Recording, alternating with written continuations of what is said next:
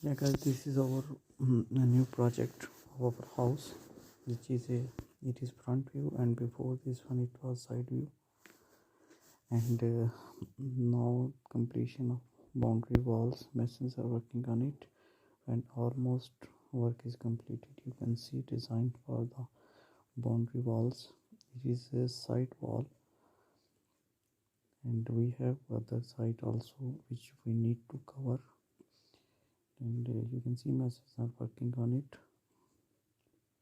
And top side we will apply bricks which will be designed and like a curve,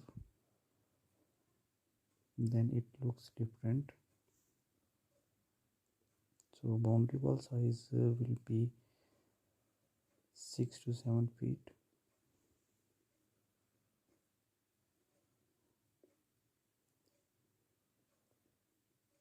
You can see side view.